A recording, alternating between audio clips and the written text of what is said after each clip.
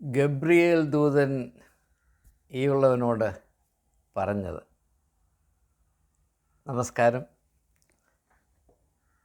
2000 പരം വർഷങ്ങൾക്ക് മുൻപ് ഗബ്രിയേൽ ദൂതൻ ഒരു സ്ത്രീയോട് സംസാരിച്ചു എന്ന് നിങ്ങൾ കേട്ടിട്ടുണ്ട്. അത് നല്ല കാര്യമാണ് പറഞ്ഞത്. അതിനുശേഷം ഗബ്രിയേൽ ദൂതന് വലിയ പണിയൊന്നുമില്ലായിരുന്ന ഒരു അവസ്ഥയായിരുന്നു. ഇപ്പോൾ 2000 വർഷം കഴിഞ്ഞപ്പോൾ അദ്ദേഹത്തെ വീണ്ടും വളരെ പ്രാധാന്യമർഹിക്കുന്ന ഒരു ദൗത്യത്തോടെ സ്വർഗത്തിൽ നിന്ന് പറഞ്ഞയച്ച വിവരം നിങ്ങളെ അറിയിക്കാനാണ് ഞാൻ പ്രധാനമായും ഈ വീഡിയോ ചെയ്യുന്നത്. ഗബ്രിയേൽ ദൂതനെ ഇത്തവണ അയച്ചത് ഒരു സ്ത്രീയുടെ അടുത്തോട്ടല്ല, ഒരു പുരുഷൻ്റെ അടുത്തോട്ടാണ്. അത് മറ്റാരുമല്ല, ഈ ഉള്ളവൻ തന്നെയാണ്. ഞാൻ ഇന്നലെ രാത്രി ഒരു 10 മണിയായപ്പോൾ അല്പം ക്ഷീണമൊക്കെ തോന്നി, എന്നാൽ കിടന്ന് ഉറങ്ങിക്കളയാം എന്ന് വിചാരിച്ച് കമ്പ്യൂട്ടർ ഓഫ് ചെയ്തു. എൻ്റെ സ്റ്റഡി ലാമ്പ് ഇതാണ് എൻ്റെ സ്റ്റഡി ലാമ്പ്. നിങ്ങൾക്ക് കാണാൻ കഴിയും. ഈ സ്റ്റഡി ലാമ്പ് ഓഫ് ചെയ്തു. പിന്നെ ഫാൻ ഓഫ് ചെയ്തു. എന്നിട്ട് ഇവിടെ നിന്ന് എൻ്റെ ബെഡ്റൂമിലോട്ട് ഒരു ചുവട് വെച്ചപ്പോൾ പെട്ടെന്ന് ഒട്ടും വെട്ടമില്ലാതിരുന്ന എൻ്റെ ബെഡ്റൂം വലിയ വെട്ടം കൊണ്ട് നിറഞ്ഞു. ഞാൻ അത്ഭുതചകിതനായിപ്പോയി. കാരണം ആ മുറിയിൽ ലൈറ്റ് ഉണ്ടെങ്കിലും അത് ഓഫായിരുന്നു. അവിടെ അല്പം പോലും വെളിച്ചമുണ്ടായിരുന്നതല്ല. പെട്ടെന്ന് കണ്ണഞ്ചിക്കുന്ന ഒരു വെളിച്ചം കൊണ്ട്, ഒരു വലിയ പ്രകാശം കൊണ്ട് എൻ്റെ ബെഡ്റൂം നിറഞ്ഞു. ഞാൻ ആകെപ്പാടെ ഭയചകിതനായി. ഞാൻ എന്ത് ചെയ്യണമെന്നറിയാതെ അങ്ങനെ പകച്ചു നിൽക്കുമ്പോൾ, ഭയത്തിൻ്റെ പിടിയിലാർന്ന് ശ്വാസം പോലും മുട്ടി നിൽക്കുമ്പോൾ ഒരു നേരിയ സ്വരം, കിഴവനായ തമ്പുവേ, ഭയപ്പെടേണ്ട, സ്വർഗം നിന്നിൽ കനിഞ്ഞിരിക്കുന്നു. നിനക്ക് സമാധാനത്തിൻ്റെ നൊബേൽ പ്രൈസ് കിട്ടണം എന്ന് സ്വർഗം തീരുമാനിച്ചിരിക്കുന്നു. അപ്പം ഞാൻ പറഞ്ഞു, ആരാണ് ഈ കൽപ്പിക്കുന്നത് എന്ന് ചോദിച്ചപ്പോൾ പറഞ്ഞു, എൻ്റെ സ്വരം കേട്ടാൽ നിനക്ക് തിരിച്ചറിഞ്ഞുകൂടെ? 2000 വർഷങ്ങൾക്ക് മുൻപ് ഞാനൊരു സ്ത്രീയോട് ഒന്ന് മിണ്ടിയപ്പോൾ അവൾ പെട്ടെന്ന് തിരിച്ചറിഞ്ഞു ഞാൻ ദൂതനാണെന്നുള്ളത്. ഇത്രയുമൊക്കെ പിള്ളേരെയൊക്കെ പഠിപ്പിച്ച് നടന്ന നിനക്ക് ആ പെൺകുട്ടിയുടെ, ഗ്രാമീണ പെൺകുട്ടിയുടെ വിവരമില്ലല്ലോടാ, വിവരദോഷി എന്ന് എന്നോട് പറഞ്ഞു. ഞാൻ പറഞ്ഞു, ക്ഷമിക്കണം, അടിയന് പരിചയമില്ലാത്തത് കൊണ്ടാണ്. അപ്പോൾ പറഞ്ഞു, ഞാൻ ഗബ്രിയേൽ ദൂതനാണ്. ആ നിമിഷത്തിൽ എൻ്റെ അവസ്ഥ നിങ്ങൾക്ക് ഒന്ന് ആലോചിക്കാവുന്നതേ ഉള്ളൂ. ഞാൻ പറഞ്ഞു, ഗബ്രിയേൽ ദൂതനെ കൽപ്പിച്ചാലും ഈ ഉള്ളവൻ കേൾക്കാം എന്ന് പറഞ്ഞു. അപ്പോൾ പറഞ്ഞു, നിനക്ക് നൊബേൽ പ്രൈസ് ഫോർ പീസ്, സമാധാനത്തിലുള്ള നൊബേൽ പ്രൈസ് കിട്ടണമെന്ന് സ്വർഗം തീരുമാനിച്ചിരിക്കുന്നു. അപ്പം ഞാൻ ചോദിച്ചത്, എങ്ങനെയാണ് ഒക്കുന്നത്? ഈ ഉള്ളവന് ആരും എന്നെ കണ്ടാൽ പോലും ജീവനും കൊണ്ടോടുന്ന എനിക്കെങ്ങനെയാണ് നൊബേൽ പ്രൈസ് കിട്ടുന്നത്? അപ്പോൾ പറഞ്ഞുള്ള വഴി ഞാൻ കണ്ടുപിടിച്ചിട്ടുണ്ട്, സ്വർഗം കണ്ടുപിടിച്ചിട്ടുണ്ട്. നീ ആകെപ്പാടെ ചെയ്യേണ്ടത് ഈ സീറോ മലബാർ സഭയിലെ കുർബാന തർക്കം, കുറുവടി അടി നിർത്തി അവിടെ സമാധാനം സ്ഥാപിച്ചാൽ നിനക്ക് ഈ വർഷത്തെ തന്നെ നൊബേൽ പ്രൈസ് കിട്ടും. കാരണം ലോകത്തിലാരെ കൊണ്ടും ചെയ്യാനൊക്കാത്ത പണിയാണ് ഈ തമ്മിലടിച്ചുകൊണ്ടിരിക്കുന്ന സുറിയാനി ക്രിസ്ത്യാനിയുടെ ഇടയിൽ സമാധാനം സ്ഥാപിക്കുക എന്നുള്ളത്. 1-ാം ലോകമഹായുദ്ധം അവസാനിച്ചു, 2-ാം ലോകമഹായുദ്ധം അവസാനിച്ചു, വിയറ്റ്നാം യുദ്ധം കഴിഞ്ഞു, പിന്നെ അഫ്ഗാനിസ്ഥാൻ ആനിന്ന് കെട്ടി അങ്ങനെ എത്രയോ ഇടത്ത് യുദ്ധം കഴിഞ്ഞു. പക്ഷേ ഇത് തീരത്തില്ല. അപ്പോൾ ഇത് ഒന്ന് തീർത്തു കൊടുത്താൽ ഈ തവണ അടിച്ചത് തന്നെ. അപ്പം ഞാൻ പറഞ്ഞു, അടിയൻ എന്തും ചെയ്യാൻ തയ്യാറാണ്, ഇതിനുള്ള മാർഗം കൂടെ പറഞ്ഞു തരണം. പറഞ്ഞു, അതിനാണ് എന്നെ ഇങ്ങോട്ട് അയച്ചിരിക്കുന്നത്. നീ ചെവി കൂർത്ത് സർവ ശ്രദ്ധയോടും കൂടെ കേൾക്കുക, ഇതിനനുസരിച്ച് നീ ഈ കാര്യം കൈകാര്യം ചെയ്യുക. വിജയം സുരക്ഷിതം, നോബൽ സമ്മാനവും സുരക്ഷിതം. പക്ഷേ അതുകൊണ്ട് കിട്ടുന്ന പൈസ സ്വർഗത്തിൻ്റെ പ്രിയപുത്രനായ ഫ്രാങ്കോ മുളയ്ക്കലിന് കൊടുക്കേണ്ടതാണ്. അവനിപ്പം കാര്യമായ പരിപാടിയൊന്നുമില്ലാതെ നിൽക്കുകയാണ്. അവൻ്റെ ആവശ്യത്തിനുള്ള ഒരു പോക്കറ്റ് മണി എന്ന നിലയിൽ നൊബേൽ പ്രൈസ് അതിൻ്റെ പണം നീ അവിടെ എത്തിക്കണം. ഒരു രൂപ പോലും എടുക്കാൻ നിനക്ക് അവകാശമില്ല. ഞാൻ സമ്മതിച്ചു. എനിക്ക് ആ പ്രശസ്തി കിട്ടിയാൽ മാത്രം മതി, പണം വേണ്ട, പ്രശസ്തി മതി. അപ്പോൾ എന്നോട് എൻ്റെ കാര്യം ബോധി തന്നു. നീ ഒരു നിലപാടെടുക്കണം. അതായത് നീ സർവ്വജനത്തോടും അറിയിക്കണം, സ്വർഗത്തിൻ്റെ പക്ഷം സിനഡിനോട് കൂടെയാണ്, സിറോ മലബാർ സഭയുടെ സിനഡിൻ്റെ കൂടെയാണ്. അതുകൊണ്ട് സിറോ മലബാർ സഭയിലെ എറണാകുളം അങ്കമാലി ഡയസസ്, അതുപോലെ അവരുടെ ചെറുത്തുനിൽപ്പിനെ അനുകൂലിക്കുന്ന മറ്റാരെങ്കിലും ഉണ്ടെങ്കിൽ അവരോടൊക്കെ പറയണം, സ്വർഗം ദൈവം തീരുമാനിച്ചിരിക്കുന്നത് സിനഡിൻ്റെ പക്ഷമാണ് ശരിയെന്നാണ്. അപ്പോൾ ഞാൻ അത്ഭുതപ്പെട്ടു. ഈ അൾത്താര കുർബാനയാണോ ദൈവം നിശ്ചയിച്ചിരിക്കുന്നത്? അതായത് ജനങ്ങളുടെ നേരെ പുരോഹിതൻ അവൻ്റെ പൃഷ്ഠം കാണിച്ചുകൊണ്ട് കാണിക്കുന്ന ഈ പരിപാടിയാണോ ഏറ്റവും അഭ്യുഗാമ്യമെന്ന് മനുഷ്യരല്ല പറയുന്നത്, ദൈവമാണ് പറയുന്നത്. ഗബ്രിയേൽ പറഞ്ഞു, അതുതന്നെ. എന്താണ് സംശയം? അല്പവിശ്വാസിയെ നിനക്കയ്യോ കഷ്ടം എന്ന് പറഞ്ഞപ്പോൾ ഞാൻ ആകെപ്പാടെ പറഞ്ഞു, എന്താണേലും പറയാമേ എന്ന് പറഞ്ഞു. അപ്പോൾ അദ്ദേഹം പറഞ്ഞു, ഗബ്രിയേൽ എന്നോട് പറഞ്ഞത്, നീ അവിടെ ചെന്ന് പറയേണ്ടത്, ഈ സിനഡ്, സിറോ മലബാർ സഭയുടെ സിനഡ്, അവർ ചുമ്മാതെ ഒരു നിലപാടെടുത്തതല്ല, അവർ രാഷ്ട്രീയം കളിച്ചുകൊണ്ടൊരു നിലപാടെടുത്തതല്ല. അവർ ഇപ്രകാരം ഒരു കട്ടായം പിടിക്കാനായിട്ട് തക്കതായ ഒരു വലിയ തിയോളജി ഉണ്ട്, ഒരു വേദശാസ്ത്രപരമായ ഒരു അടിത്തറ അവരുടെ നിലപാടിനുണ്ട് എന്ന് നീ ആദ്യമായി സർവ്വലോകത്തെയും വിളിച്ചറിയിക്കുക. പ്രത്യേകിച്ച് വിമതരായി നിൽക്കുന്ന ഈ എറണാകുളം അങ്കമാലി ഡയസസിലെ ചൊറിയാനായിട്ട് നിൽക്കുന്ന വിശ്വാസികളുണ്ട്, അവരോട് പറയണം, അവർക്ക് കുറച്ചുകൂടൊക്കെ വേദശാസ്ത്രപരമായ ബോധമുണ്ടാകണം. അപ്പോൾ ഞാൻ ചോദിച്ചത് എന്താണ്? പറഞ്ഞു, ശ്രദ്ധിച്ച് കേൾക്കൂ, ചോദ്യം ചോദിക്കരുത്, ഞാനെല്ലാം പറയാൻ ഉദ്ദേശിക്കുന്നു. നീ വേണമെങ്കിൽ പേപ്പർ കൊണ്ട് നോട്ട് എഴുതിക്കോ, പക്ഷേ ഒരൊറ്റ അക്ഷരം മിണ്ടിപ്പോകരുത്. മിണ്ടിപ്പോയാൽ ഞാൻ ഇവിടുന്ന് പോകും. അതോടുകൂടെ എൻ്റെ നോബൽ സമ്മാനവും തീരും. ഞാൻ പറഞ്ഞു, മിണ്ടുന്നില്ലേ? അപ്പോൾ പറഞ്ഞു, നീ അവരോട് പറയണം, ജനങ്ങളോട് പറയണം, യേശുവിൻ്റെ വാക്കുകൾ വെച്ച് നോക്കുമ്പോൾ ഈ അൾത്താര അഭിമുഖ കുർബാനയാണ് കറക്റ്റ്. അപ്പോൾ എനിക്ക് ചോദിക്കണമുണ്ടായിരുന്നത് അത് എങ്ങനെയാണെന്ന്. അപ്പോൾ ചോദിച്ചാൽ ഇദ്ദേഹം പോകും, പോയാൽ എൻ്റെ സമ്മാനവും പോകും. അവൻ മിണ്ടിയില്ല. ഇദ്ദേഹം പറയുമെന്ന് എനിക്ക് പ്രത്യാശ ഉണ്ടായിരുന്നു. ഞാൻ പ്രതീക്ഷിച്ച പോലെ അദ്ദേഹം പറഞ്ഞു. എന്താണ് പറഞ്ഞതെന്നറിയാം? എടാ, യേശു പറഞ്ഞിട്ടില്ലേ, ഒരു മനുഷ്യൻ്റെ ഉള്ളിലേക്ക് പോകുന്നതല്ല, അവൻ്റെ ഉള്ളിൽ നിന്ന് വെളിയിലേക്ക് വരുന്നതാണ് ഏറ്റവും പ്രധാനപ്പെട്ടതെന്ന് പറഞ്ഞില്ലേ? അപ്പോൾ ഉള്ളിലേക്ക് പോകുന്നു വായിക്കൂടെ, പക്ഷേ വെളിയിലേക്ക് വരുന്നത് പുറകെ കൂടാണ്. അപ്പോൾ നീ ഒന്ന് ആലോചിച്ച് നോക്ക്, നിനക്ക് യുക്തിയുണ്ടല്ലോ. ഇപ്പോൾ ഇത്രയും വയസ്സായതുകൊണ്ട് യുക്തി അങ്ങ് നശിച്ചു പോയി എന്നൊന്നും പറയാനില്ലല്ലോ. കുറച്ചെങ്കിലും ബാക്കി കിടക്കില്ലേ? എന്നാലോചിച്ച് നോക്കി.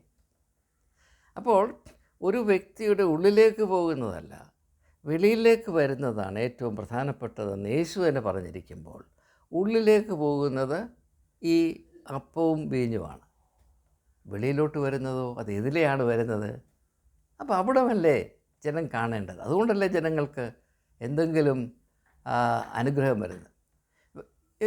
ഇവരൊക്കെ എത്രയോ നാളായിട്ട് ഈ പുരോഹിതൻ്റെ മുഖം നോക്കി അവൻ്റെ ഉള്ളിലേക്ക് പോകുന്നത് കണ്ട്, ഈ കുർബാന കണ്ട് എത്രയോ തലമുറകൾ ഒരു ഗുണവും പ്രാപിക്കാതെ പട്ടുപോയില്ലേ?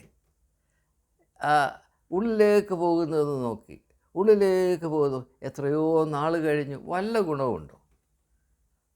എന്നാൽ ഇവർക്ക് നന്മ വരണമെങ്കിൽ പുറകിൽ നിന്ന് വരുന്നത് എന്താണ് എന്ന് അത് വളരെ അച്ചട്ടായി ഇതിൻ്റെ തിയോളജി നീ അവർക്ക് പറഞ്ഞു കൊടുക്കണം. അപ്പോൾ ഞാൻ മിണ്ടുന്നില്ല, മനസ്സുകൊണ്ട് ചെയ്യാമേ എന്ന് പറഞ്ഞു. പിന്നെ അദ്ദേഹം പറഞ്ഞത്, ഈ ജനത്തിനറിയാൻ മേഞ്ഞിട്ടാണ്, അല്ലെങ്കിൽ അവരെ വഴിതെറ്റിക്കുന്ന പുരോഹിതന്മാർക്ക് അറിയാൻ മേഞ്ഞിട്ടാണ്. ജനാഭിമുഖ കുർബാന നടത്തിയാൽ എന്താ പ്രശ്നമെന്നറിയാമോ? ഇതറിയാൻ മേത്തവർ അറിയാൻ വയ്യാത്തത് കൊണ്ട് വലിയ അപകടം വിളിച്ച് വരുത്തി അടങ്ങൂ എന്ന ഒരു സ്ഥിതിയിലാണ്.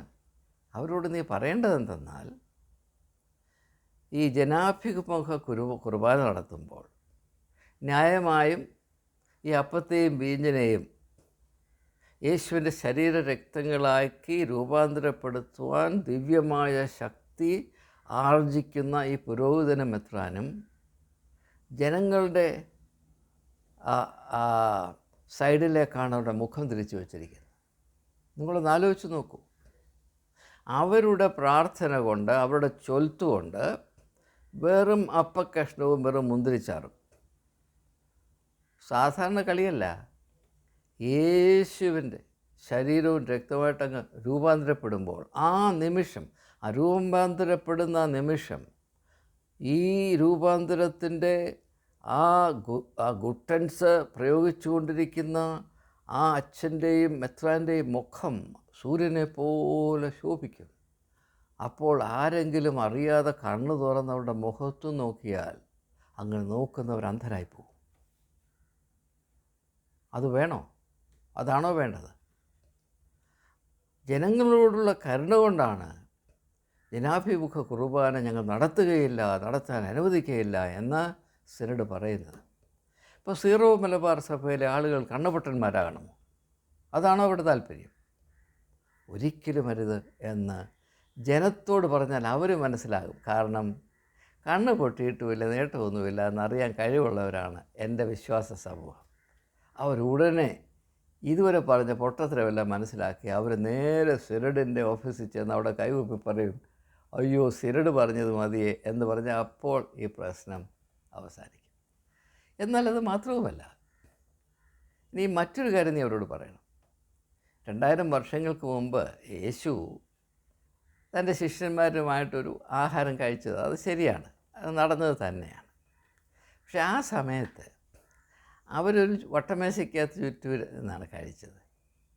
അപ്പോൾ അന്ന് യേശുവിന് ഇതിനോട് വലിയ ചിന്തിക്കാനുള്ള കഴിവൊന്നും സമയമില്ലായിരുന്നു. അങ്ങനെ ചിന്തിക്കാതിരുന്നതിൻ്റെ കാര്യം, അതായത് കിഴക്കോട്ട് നോക്കി മാത്രമേ ഇരുന്ന് ആഹാരം കഴിക്കാവൂ എന്ന കാര്യം നസ്രയനായ യേശു അത്ര വില കൽപ്പിക്കാതെ അതങ്ങ് പുച്ഛിച്ച് തള്ളിയതിൻ്റെ കാര്യം, ഒന്നാമത്തെ അദ്ദേഹത്തിന് പോപ്പിനോട് പേടിയില്ലായിരുന്നു. അപ്പോൾ പോപ്പിനോട് വേണ്ട ബഹുമാനം കാണിക്കാത്തതിന് പിന്നെ യേശുവിന് ചാട്ടവാറോട് ഞങ്ങൾ നല്ല അടി കൊടുത്തിട്ടുണ്ട്. അതുകൊണ്ട് ഇപ്പോഴും ഞങ്ങളുടെ ഇടയിൽ കാലുകുത്താൻ ഞങ്ങൾ സമ്മതിച്ചിട്ടില്ല. എന്നാൽ അന്ന് അങ്ങേർക്ക് വലിയ ബോധമൊന്നുമില്ലായിരുന്നു. അതുകൊണ്ട് കിഴക്കാണേലും കുഴപ്പമില്ല, പടിഞ്ഞാറാണേലും കുഴപ്പമില്ല, തെക്കാണെങ്കിലും വടക്കാണെങ്കിലും എല്ലാം തഥൈവ. ആഹാരമാണെങ്കിൽ ആഹാരം, അത് വാവൊളിക്കുക, അത് നല്ലതായിട്ട് നുണഞ്ഞ് നല്ല ആസ്വദിച്ച് കഴിക്കുക, പിന്നെ ശരീരത്തിൻ്റെ അകത്തുള്ള കാര്യങ്ങൾ ബാക്കി കാര്യങ്ങൾ ചെയ്തോളും. ഇതായിരുന്നു അദ്ദേഹത്തിൻ്റെ ഒരു കാഴ്ചപ്പാട്. അപ്പോൾ ദിശ സംബന്ധിച്ചിട്ടുള്ള വലിയ കടിപിടിയോ തൊഴിയോ അടിയോ ഒന്നും ആ കാലത്തില്ലായിരുന്നു. അപ്പോൾ അത് ഒരു പ്രധാനപ്പെട്ട കാര്യം, യേശുവിന് പോപ്പിനോട് യാതൊരു ബഹുമാനമില്ലായിരുന്നു. അതിൻ്റെ ശിക്ഷ ഏറ്റുവാങ്ങിയിട്ടുമുണ്ട് എന്ന് അവർ. രണ്ടാമത് പറയേണ്ടത്, ആ സമയത്താണെങ്കിൽ താൻ ഈ അന്ത്യശുശ്രൂഷ അത്താഴം കഴിക്കുമ്പോൾ യേശുവിൻ്റെ മനസ്സങ്ങ് മഥിച്ച് അങ്ങ് ഉള്ളു കലങ്ങി ഇരിക്കുന്ന സമയത്ത് എങ്ങനെയാണ് തെക്കാണോ വടക്കാണോ കിഴക്കാണോ പടിഞ്ഞാറാണോ എന്ന് ചിന്തിക്കുന്നത്. അതുകൊണ്ടാണ്, അല്ലെങ്കിൽ തീർച്ചയായും യേശു കിഴക്കോട്ട് തിരിഞ്ഞ് മാത്രമേ ഇത് ചെയ്യുമായിരുന്നുള്ളൂ. പക്ഷേ ഒരു പ്രശ്നം എന്താണെന്ന് ചോദിച്ചാൽ, ഭൂമിശാസ്ത്രം വെച്ച് നോക്കുമ്പോൾ അവിടുത്തെ കിഴക്കാണ് നമ്മുടെ പടിഞ്ഞാറ്, നിൻ്റെ പടിഞ്ഞാറാണ് അവിടുത്തെ കിഴക്ക്. അപ്പം നിൻ്റെ പടിഞ്ഞാറായ അവിടുത്തെ കിഴക്ക്, അവിടുത്തെ പടിഞ്ഞാറായ നിൻ്റെ കിഴക്ക്, കിഴക്കും നിൻ്റെ പടിഞ്ഞാറും, അവിടുത്തെ പടിഞ്ഞാറും ഇവിടുത്തെ കിഴക്കും, കിഴക്കിൻ്റെ പടിഞ്ഞാറും പടിഞ്ഞാറിൻ്റെ കിഴക്കും, ഇതെല്ലാം കൂടെ വരുമ്പോൾ പിന്നെ അവിടെ ഇരിക്കുന്ന അപ്പം തന്നെത്താനെ ശരീരമായിപ്പോവും, പിന്നെ വെള്ളം വീഞ്ഞായിപ്പോവും. അതാണ് ഇതിൻ്റെ ഏറ്റവും പ്രധാനപ്പെട്ട മർമ്മം. പക്ഷേ അതെന്തുകൊണ്ടോ ജനം മനസ്സിലാക്കുന്നില്ല. പോട്ടെ, സാരമില്ല. ഇനിയും നീ അവരോട് പറയേണ്ട വേറൊരു കാര്യം, ഇത് വെറും പ്രാവർത്തികമായ കാര്യമാണ്, ഇതിനകത്ത് യാതൊരു തിയോളജിയുമില്ല. ഇത് മനസ്സിലാക്കാൻ കഴിവുള്ളവരാണ് അവിടെ ഉള്ളവരെന്നാണ് ഞാൻ മനസ്സിലാക്കുന്നത്. നീ അവരോട് ചോദിക്കേണ്ടത്, ജനങ്ങളോട് മാത്രം ചോദിക്കേണ്ട കാര്യമാണ്. നിങ്ങൾക്ക് എന്താണ് ചില മുഖങ്ങൾ കാണണമെന്ന് ഇത്ര താല്പര്യം? ഇപ്പോൾ ജനാഭിമുഖ കുർബാന എന്ന് പറഞ്ഞാൽ അവിടെ നിന്ന് ഈ കാര്യങ്ങൾ ചെയ്യുന്ന, ഈ മുറകൾ നിർവഹിക്കുന്ന ആളുടെ മുഖം കാണണമെന്നല്ലേ നിങ്ങൾ പറയുന്നു. നിങ്ങളൊരു കാര്യം മനസ്സിലാക്കേണ്ടത്, ലോകത്തിൽ 2 തരത്തിലുള്ള ആളുകളുണ്ട്. അത് നിങ്ങൾ വ്യക്തമായി ധരിക്കേണ്ടതായതുകൊണ്ട് ഞാനങ്ങ് പറയാൻ പോവുകയാണ്. ഞാനല്ല പറയുന്നത്, ഗബ്രിയല പറയുന്നത്. അവിടെ ദയവായിട്ട് എന്നെ ആരും പഴി പറയരുത്. എന്നോട് പറഞ്ഞാൽ അങ്ങോട്ട് പറയുന്നു. അപ്പോൾ പറഞ്ഞത്, ചില ആളുകളുടെ, ലോകത്തിൽ 2 തരത്തിലുള്ള ആളുകൾ. ചില ആളുകളുടെ മുഞ്ഞി എന്ന് പറഞ്ഞാൽ മുഖം, ഞങ്ങളുടെ നാട്ടിലൊക്കെ മുഖത്തിന് മുഞ്ഞി എന്നാണ് പറയുന്നത്, മോന്തയെന്നും പറയും. അത് ഓരോ മുഖത്തിൻ്റെ ഷേപ്പ് വെച്ചിട്ടാണ് മുഞ്ഞയാണോ മോന്തയാണോ മുഖമാണോ അല്ലെങ്കിൽ ബോണറ്റാണോ എന്നൊക്കെ, അതെല്ലാം പിന്നെ സബ് കാറ്റഗറൈസേഷനാണ്. അത് പോട്ടെ, അതിവിടെ പ്രശ്നമല്ല. അത് സ്കൂളുകളിലൊക്കെയാണ് ഇതിന് കൂടുതൽ പ്രാധാന്യം കൊടുക്കുന്നത്. അപ്പോൾ ചില ആളുകൾ അവിടെ പ്രത്യേകത എന്താണെന്ന് ചോദിച്ചാൽ, അവിടെ മുഖത്ത് നോക്കിയാൽ അന്നത്തെ ദിവസം പോകും. അങ്ങനെയുള്ളവരുടെ പൃഷ്ഠഭാഗം കാണുന്നതാണ് നല്ലത്. നല്ലതായിട്ടല്ല, അതാണ് കുറച്ചുകൂടെ സേഫ്. ഒന്നുമല്ല, ബോധം കെടത്തില്ലല്ലോ. പിന്നെ ചില ആളുകളുണ്ട്, അവരുടെ പൃഷ്ഠഭാഗം കണ്ടാൽ ആളുകൾ ബോധം കെട്ടുപോകും. അങ്ങനെയുള്ളവരുടെ മുഖം കാണുന്നതാണ് നല്ലത്. നല്ലതെന്ന് പറഞ്ഞാൽ ബോധം കെടത്തില്ലല്ലോ, അതിൻ്റെ നന്മ അത്ര മാത്രമേ ഉള്ളൂ. അപ്പോൾ അതുകൊണ്ട് ഇപ്പോൾ അച്ഛന്മാരെ തിരഞ്ഞെടുക്കുമ്പോൾ ഈ ഒരു ടെസ്റ്റ് വെച്ചിട്ടല്ല അവരെ തിരഞ്ഞെടുക്കുന്നത്. ഒരു യൂണിഫോം സ്റ്റാൻഡർഡൈസേഷൻ ഇല്ല. ഇപ്പം അച്ഛന്മാരുടെ ഇടയിൽ ചില ആളുകളുടെ മുഖം കണ്ടാൽ ആളുകൾ ബോധം കെടും, ചില ആളുകളുടെ പിൻഭാഗം കണ്ടാൽ ആളുകൾ ബോധം കെടും, ചില ആളുകളുടെ ദൂരെ നിന്ന് കണ്ടാൽ ശരീരത്തിൻ്റെ ഏത് ഭാഗം കണ്ടാലും ബോധം കെടും. ഇങ്ങനെ പലവിധമായിട്ടുള്ള തരികിടകൾ ഇതിലുള്ളത് കൊണ്ട് ഇതിൽ ആരും കട്ടായം പിടിച്ചിട്ട് വലിയ കാര്യമൊന്നുമില്ല. എന്നാൽ ബഹുഭൂരിപക്ഷം ആളുകളും അവരുടെ മുഖം കണ്ടാൽ സാധാരണ എല്ലാവരും ബോധപ്പെടുന്നത് കൊണ്ട് പൊതുവായ ഒരു അനുമാനത്തിൽ പറഞ്ഞാൽ ഈ അൾത്താര കുർബാനയാണ് നല്ലത്, അൾത്താര അഭിമാന കുർബാന. കാരണം അങ്ങനെ ആകുമ്പോൾ ഈ പിൻഭാഗം, പൃഷ്ഠഭാഗം മാത്രം കണ്ടാൽ മതിയല്ലോ. അപ്പോൾ കൂടുതൽ ആളുകൾ സേഫായിരിക്കും. അത് അവരുടെ ഗുണത്തിനാണ് എന്നവരെ പറഞ്ഞ് മനസ്സിലാക്കുക. അപ്പോൾ ഇങ്ങനെ പലവിധമായ കാര്യങ്ങൾ, 1-2 കാരണങ്ങളല്ല, പലവിധമായ കാര്യങ്ങൾ കൊണ്ട് ജനാഭിമാന കുർബാന അപകടമാണ്. അൾത്താര അഭിമുഖ കുർബാന, അതിന് ഇപ്പം മലയാളികളുടെ ഇടയിൽ പല പേരുകളൊക്കെ പറയുന്നുണ്ട്. എൻ്റെ നാവിൽ ഒതുങ്ങാത്ത പേരുകളായതുകൊണ്ട് അത് പറഞ്ഞ് നിന്നെക്കൊണ്ടത് പറയിക്കുന്നില്ല. ഞാൻ മാലാഖ ആയതുകൊണ്ട് എനിക്ക് പറയാൻ മേത്ത വാക്കുകളൊക്കെ മലയാളികളുടെ ഇരിപ്പുണ്ട്, നിനക്കറിയാം. അപ്പോൾ അത് ഞാനായിട്ട് പറഞ്ഞിട്ട് നീയായിട്ട് പറഞ്ഞിട്ട് പിന്നെ അത് പ്രശ്നമാക്കണ്ട. അതുകൊണ്ട് അത് വേണ്ട. ഇതാണ് ഏറ്റവും ജനങ്ങൾക്ക് വലിയ അപകടമില്ലാതെ ഞായറാഴ്ച ദിവസം കഴിച്ചുകൂടാവുന്ന പരിപാടി ഈ അൾത്താര അഭിമുഖ കുർബാനയാണ്. അതുകൊണ്ട് ഇത് സംബന്ധമായിട്ടുള്ള വഴക്കുകൾ എത്രയും പെട്ടെന്ന് അവസാനിപ്പിക്കണം. അത് അവസാനിപ്പിക്കാനായിട്ട് 7 ദിവസമേ സ്വർഗം അനുവദിച്ചിട്ടുള്ളൂ.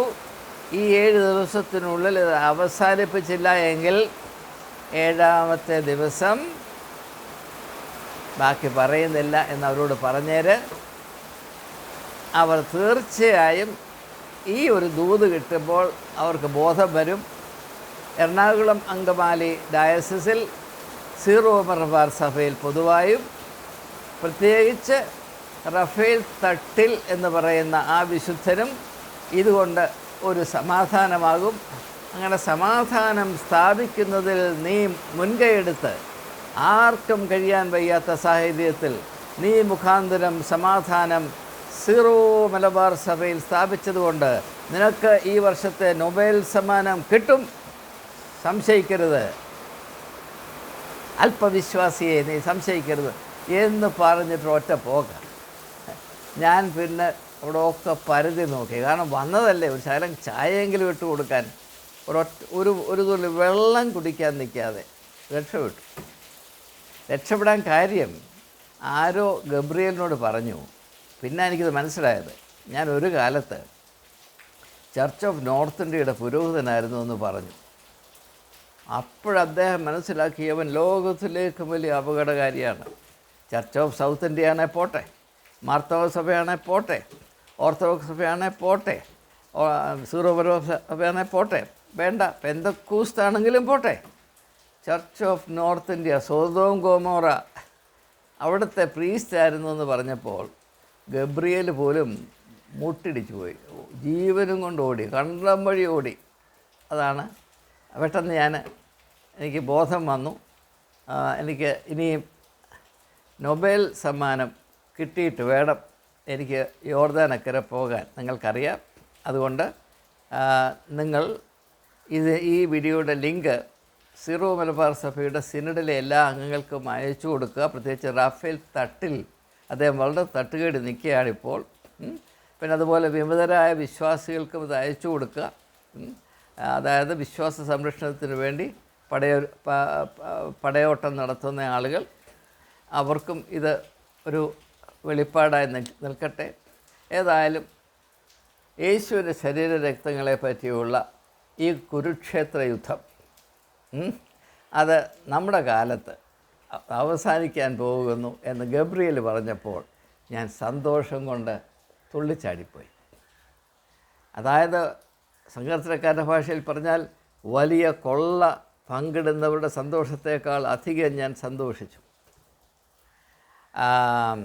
ബാബേൽ അടിമത്വത്തിൽ നിന്ന് അവരെ വിടുവിച്ച് സ്വന്തം നാടായ കനാൻ ദേശത്തേക്ക് ജനതയെ മടക്കിക്കൊണ്ടുവന്നപ്പോൾ അവരനുഭവിച്ചൊരു സന്തോഷം സങ്കീർത്തനത്തിൽ പറയുന്നുണ്ട്.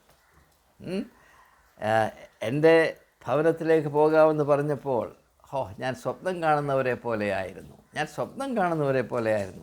അതിനേക്കാൾ വലിയൊരു സന്തോഷത്തിലാണ് ഞാൻ ആ നിമിഷങ്ങൾ കഴിച്ചു കൂട്ടിയത്.